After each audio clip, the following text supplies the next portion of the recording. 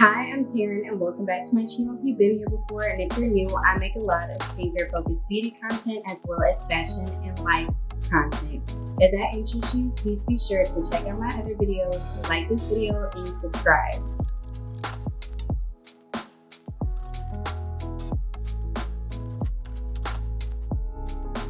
As you can tell by the title of this video, this is my 1-year update and anniversary of starting TRETINOIN. So when I first put out my TRETINOIN nighttime skincare routine, I didn't realize that that video would take off like that.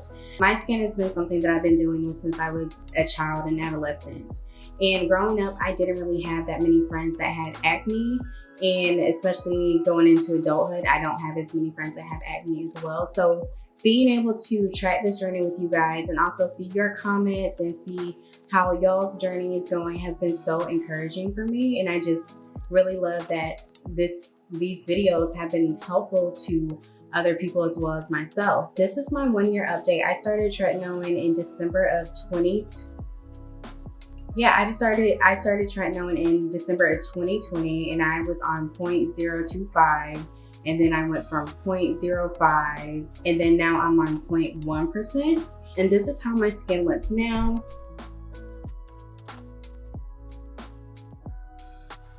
I'm gonna put a current before and after picture of what my skin looked like before I started TRETINOIN and what it looks like currently, just so you guys can see that progress. While on this journey, I really decided to keep my routine very, very simple because I just wanted to see what the products prescribed to me by my dermatologist did.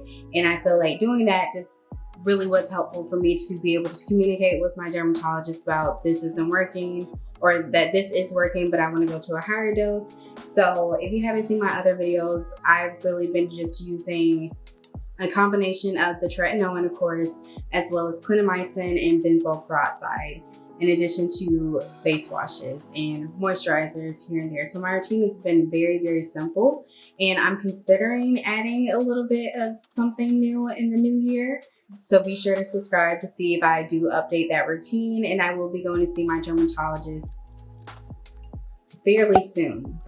I want to say it should be, I need to check to see if I need to make an appointment. But when I did meet with my new dermatologist, they did mention that he probably would have prescribed me Accutane had I seen him instead of my old dermatologist. And that really kind of shocked me because it just might be what my understanding of people that typically use Accutane. And I was nervous about that going into my initial dermatologist appointment last year, just because I know I've heard about a lot of the negative side effects of using Accutane.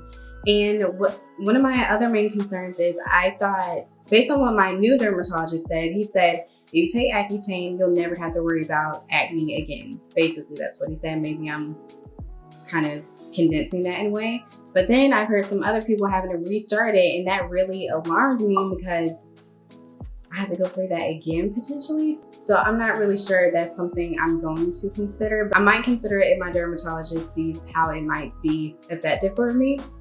But I'm really, really excited for these results. Like I mentioned, I dealt with acne since I was a child. And my skin actually improved like at some point in college. But once I entered the workforce and started grad school, my skin went nuts. Like my skin just had so many breakouts, especially around my forehead. And that has been so much more improved. I'll put a picture of like one of my worst breakouts just so you can see what I'm coming from. But this has been such a great journey. I still have some breakouts, but they're not nearly as bad as they were.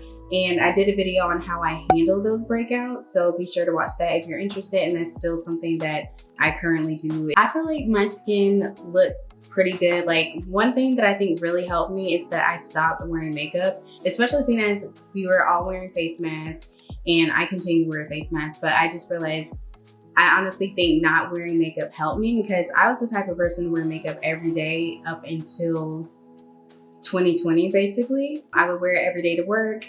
And I feel like letting my skin kind of breathe was very helpful, especially seeing as I don't think I was really washing and sanitizing my makeup brushes and my makeup products as well as I should have or could have been. So that is something that I've been kind of working on, and I'll probably do a video on how I do that in case you're interested. So I definitely think not wearing makeup helped and just letting my skin breathe. Not saying that makeup doesn't allow your skin to breathe, but I think just letting my skin just work through the tretinoin purge and just all the breakouts really, I think the lack of makeup really helped me in that part, as well as just making sure I'm wearing clean masks, washing my mask or replacing my mask, making sure that when I touch my face, my hands are clean, which is something I'm actually doing with now, because I want to say that's why I'm breaking out right here, because sometimes I work at like rest my face on my hand. So I think that's something I'm doing with now. I did do a video on how to help prevent your breakouts, and I put some really great tips with that in case you're interested. And I'll put all the links to those videos in the description box as well. And they're all under my skincare playlist. I'm really satisfied and happy and excited about my 1-year results. I really feel like this has helped my post-inflammatory hyperpigmentation really fade away in a way that before I would use products and it would come right back, or it was just harder to maintain. At some point I was using like alpha-arbutin and other products, and it's not bad at all, but I feel like this being like just a single product really did help me. Like I mentioned, I'm on 0.1%, and I did do an updated nighttime skincare routine using this tretinoin. So in case you want to watch that, of course that's linked in the description. I guess my main concerns as of now would be just some of this hyperpigmentation that's still there, which, you know, I feel like that just needs more time to fade away, as well as some of these like breakouts, but I'm kind of accustomed to them in a way, and it's not that bad. So it's like, I'm not complaining. And I feel like some of this might, like I mentioned, is probably me. I definitely feel more confident when not wearing makeup. And I honestly, once I was like going through the purge and not wearing makeup, I honestly feel like that definitely boosted my confidence. And I'm already a pretty confident person, but just like being able to walk around with my acne, my post-inflammatory hyperpigmentation showing, and just like going through that purge, it kind of like what are you gonna do? Are you gonna beat my ass for having acne? No.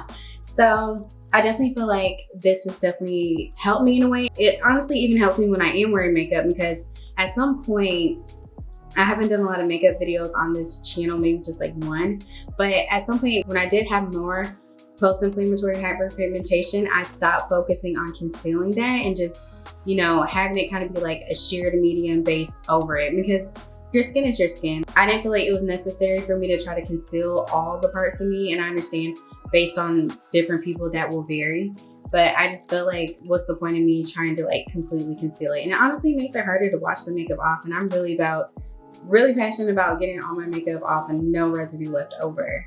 Let me know in the comments if you want me to continue tracking my skin with tretinoin. Are you like kind of okay with this update, or would you rather me kind of continue to do it every 3 months or maybe every 6 months? Just let me know in the comments. I am going to be doing a lot more body care videos, and I am going to be continuing the sunscreen series, but I'm kind of like focusing a lot on my body care. I'm going to do a video on putting the tretinoin on my chest, because there is some post-inflammatory hyperpigmentation on my chest, and so be on the lookout for that.